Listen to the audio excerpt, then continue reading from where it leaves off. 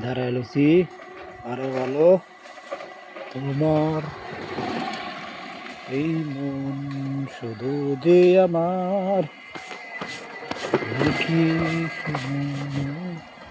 দেখেন আমি এখন গাড়ি নিয়ে বাড়াইতে যাবো, আস্তে আস্তে গাড়ি চালাবো। দেখেন ধীরে ধীরে চালাবো, খাড়িয়ার তলে ফেলাবো না মানুষকে,